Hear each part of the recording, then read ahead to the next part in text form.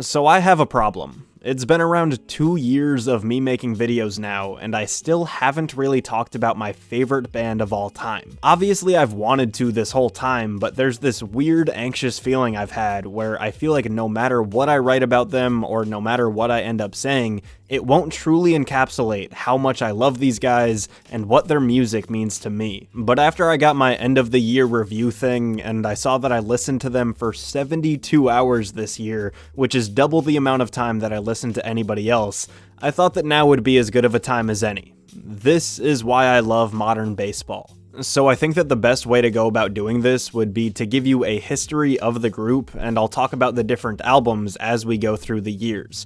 At least for the objective stuff about how the band was formed, I'm going to be pulling a lot from the group's documentary called Tripping in the Dark, which is amazing and I highly recommend you check it out. In the small town of Brunswick, Maryland, in the late 2000s, we meet high school students Brendan Lukens and Jake Ewald. Brendan and Jacob ran in different circles back then, but they met because Brendan had a crush on Jacob's sister Hannah. Bren went to go see the band that she and Jake played in called Purple Shanty Shack. He stepped in dog poop, Hannah went and got Jake because she knew that he always had an extra pair of sneakers in his car, and the rest was history. The two guys wanted to hang out one day and jam because they both played guitar. Soon after, they decided to form a band together, and on that day they stumbled across a book called Modern Baseball Techniques, and boom, they had a name for their band. Bren and Jake became closer and closer, they started writing songs together, and that summer they played their first acoustic show together in their friend's garage. Once they graduated high school, both of them went down to college in Philadelphia, and they started exploring the local music scene.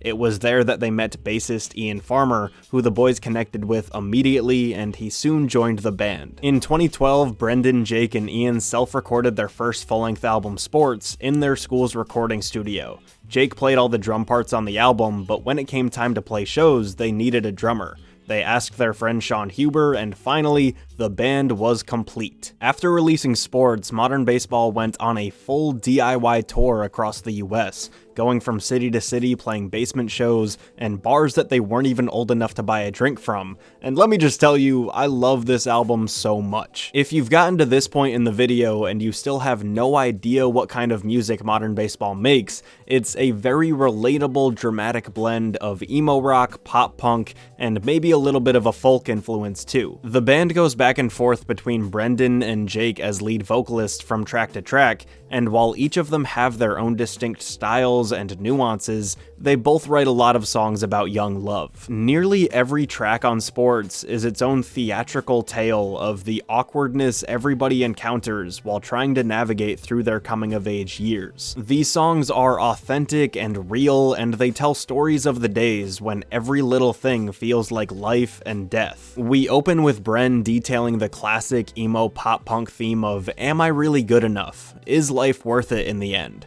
Then we transition to Jake telling the age-old story of, "I like this girl, but she likes somebody else," and then back to Brendan going into specifics of him struggling to make his move with someone special, and so on and so on. There's a certain level of naivety and innocence within these songs. Every line captures the soap opera that is growing up in a way that I haven't really seen within any other project. It's very personal and specific to them, but the messages are universal. The production and mastering from Ian really fits with everything that I'm describing. This album was self-produced by these kids, and you can hear that, but not in a bad way. It's of a high enough quality that it sounds good and it was made with love and care, but it still has a lo-fi kind of feel to it as well, which I think adds to the ideas of youth and authenticity. There's something very nostalgic about Sports. The way Brendan and Jake write their songs, whenever I hear them, they take me back to specific places. And if you haven't checked this album out, I think you'll have a similar experience. When I listen to a Brendan song, I'm overcome with pure emotion. On songs like I Think You Were in My Profile Picture Once, he's able to change my mood in an instant. As soon as I hear his raw, uncut, unfiltered words, I'm right there with him, nervous and scared and anxious to hear whatever happens next. I heard most things break by the ends of these types of nights. And if Bren is raw emotion, Jake is the more logical sort of storyteller of the group. Don't get me wrong, both of them are very emotional and both of them are great storytellers, but Jake's words can be so poetic and almost vague sometimes, and that's what creates the setting of a modern baseball album for me. Jake brings me to a time and a place, and Brendan really sets the tone.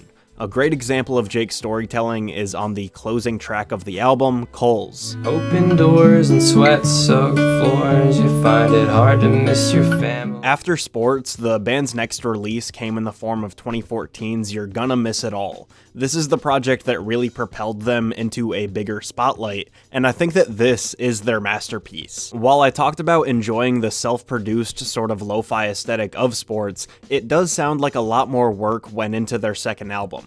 The guitars sound more rich, the vocals hit you harder than ever, and it's an album that will keep you entertained from start to finish. More than any other modern baseball project, I think You're Gonna Miss It All is the best blend of different sounds and ideas. On this album, the band expands their horizons a little bit, and we travel further distances when going from subgenre to subgenre. Everything from a classic indie rock sound to a melodic pop punk, some harsher emo rock, acoustic folk rock, power pop, and more. We get so many twists and turns on this thing, and the band is always keeping you guessing. The opening track, Fine Great, doesn't give you a second to catch your breath. From start to finish, you hear one of Brendan's most emotional performances ever. Then you get a song like Apartment that starts off with this slow tempo and Jake's soft, gentle delivery, and soon, out of nowhere, the track speeds up like crazy, and you're taken on a wild ride featuring board games, knives, and lonely walks back home. As the album progresses, we get Charlie Black and Timmy Bowers, which act as perfect foils to one another. We see the brash, loud side of the group, immediately followed by the tender, docile side of the band as well. P.S. This transition is probably the most seamless and beautiful in modern baseball's history. It's great. One of the things that really made me fall in love with this band is how specific and detail-oriented Brendan and Jake can be within their lyrics. They never find the easy way out of writing a song, and they don't pick the same words and phrases that anybody else would. Their lyrics are uniquely them. For an example with Brendan, we go back to what I said before about being very emotionally direct, saying absolutely whatever is on your mind and not looking back. When trying to describe the paranoia and jealousy that he's facing in a relationship, we get the opening lines of Rock Bottom.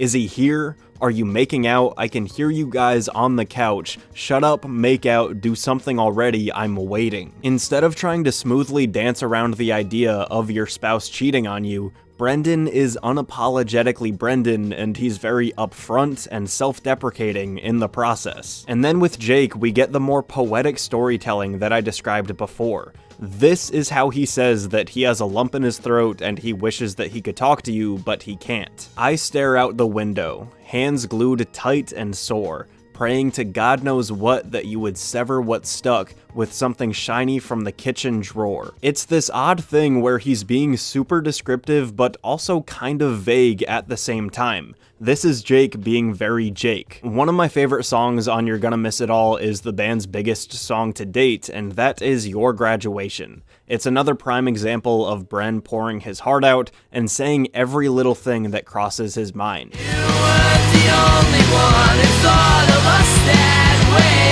And then the closing song on the album, Pothole, is Jake at his very best. Arguably the softest song that they've ever made, this is Jake begging the girl he wants to walk all over him. They've had their problems, and now Jake will do anything to be with her in any facet, whether that means having a healthy relationship or not. You are the ember of my heart. So after You're Gonna Miss It All, we come to the band's most recent album, 2016's Holy Ghost. And this is where, to really get the full story and to accurately feel the mood of the band during the recording of this thing, you need to watch the documentary that I mentioned earlier. To put a long story short, the time leading up to the recording of Holy Ghost is probably a good indicator of why the band isn't releasing music today. Brendan was going through a very, very tough time in life, and that's putting it lightly, and then Jake was having his own struggles after the death of his grandfather. Bren Bren and Jake eventually found strength in writing their songs on Holy Ghost, and the album, like its two predecessors, is one of my favorites of all time. Musically, I think this one is the most sort of up and down for me though. It has some of my favorite songs ever and some of the best tracks that the band has ever made, but as a complete album, I would probably rank it behind Sports and You're Gonna Miss It All. While their previous release was chock full of songs that felt special and one of a kind, and every next song sounded different from the one that you just finished, I think more than a few tracks on Holy Ghost kinda blend in together. From an optimistic view, sticking solely to one brand of emo/indie rock probably makes for a more cohesive listening experience, but from a pessimistic view, some of these songs do feel less memorable than what we've heard from them before. One big point that I have with this album is that everything seems to move so quickly. And while yes, it is their shortest full-length release, that's not really what I mean. A lot of the tracks on this thing have a pretty fast tempo, but they also have some of the sharpest, most interesting lyrics on any modern baseball album. So that leaves us in kind of a fascinating place. Is it a good thing that there are so many clever one-liners on this album? Yes. But does it become a problem when every line has something to say, and the song is moving so quickly that on a first listen, it's probably hard to keep up with everything that's being said? Maybe. That's up for you to decide. I think the best example of this is on a song from Jake called Mass. There are so many genuinely funny lyrics on this song, and it seriously took months for some of the lines to really hit me and make me think, damn, that was a good one. But overall, I need to remind you that I love this album. While every modern baseball project has sadness and fear and anxiety, I think this one ends up progressing through those feelings in a really brilliant way. Within Holy Ghost, we're able to hear the rough times that Brendan and Jake went through, and the big takeaway is that we also hear their growth, and it's beautiful. This is by far the band's most cathartic and mature album. They've grown up in front of our very eyes, and this is the result. The opening track, Holy Ghost Going Into Wedding Singer, is another contender for the band's best transition ever. Then, on the latter, Jake gives us some of his most illustrative, precise lyrics to date. In a curiously well-kept house built before I was born. This year, we're gonna stamp out the sorry feeling. And the closing track of the album, Just Another Face, is something that brings a tear to my eye.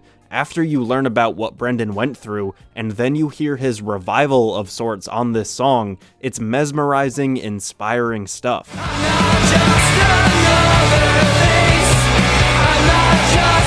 After releasing Holy Ghost, the band went on an indefinite hiatus. Nobody knows when or if they're coming back, but everybody's busy doing their own stuff. Jake has been putting out music for a solo project called Slaughter Beach Dog, which Ian has been helping out with. Sean stepped away from the spotlight a little bit. He's more or less living a normal life now, and while he isn't very public either, Brendan seems to be continuing on a path of recovery, trying to find a real sense of normalcy and happiness. So with the history out of the way, I just want to reiterate, I love these guys so much. This band means the world to me, and if you haven't checked them out, I can't recommend them enough. After you get through the albums, they have a few short EPs and singles to check out, and specifically I would suggest a song called The Thrash Particle. I think it's one of the best songs that they've ever made. And then Brendan did a cool lo-fi version of Mass from Holy Ghost, which is interesting because you don't usually hear Brendan and Jake singing each other's songs. Once you start going down the rabbit hole, it might be pretty hard to stop. A couple of times a month, I'll just go on this huge binge of watching their basement shows, interviews with them, stuff from their concerts, and so on. If it's not clear, I miss them so much. This is the type of situation where every single song they've ever put out has a special place in my heart. With mostly every other musician I listen to or check out, I have my favorite songs by them, or I'll listen to their albums in full sometimes, but with modern baseball, I keep going back to all their stuff all the time. Hence the 72 hours from this year alone. Their stuff has connected with me over time on such a deep level. The way Brendan lets loose with his emotions has certainly helped with some of the darkest times in my life, and then with Jake, I don't know if I would be talking about music in the way that I do if it wasn't for him. He He approaches songwriting in such a creative, articulate way, and it really inspires me to try and identify with every note that I hear in a given song. It's crazy. They've made me laugh, they've made me cry, they've brought special meaning to me in good times and in bad. Listening to and following these guys over the years has made me feel like I really truly know them, and at least for me, that's something very rare in music. Their vulnerability in their art has changed the way that I've approached life. Their dramatic, Chicken Little, the sky is falling type lyrics that always come to a more logical, more nuanced perspective by the end of the album have helped remind me that there's always a light at the end of the tunnel. Modern Baseball is my favorite band of all time. I love and appreciate all that they've done for me, and thank you for watching me finally gush about them. It's long overdue. Hey, thank you for watching that video. If you want to watch more Modern Baseball related stuff, there's a channel called Nate the Mate, and this guy does really good videos about them too. If you want to support the channel, feel free to like, comment, and subscribe. You can follow me on social media at RenshawHS. You can buy my merch, support my Patreon, and thank you again. I'll see you soon.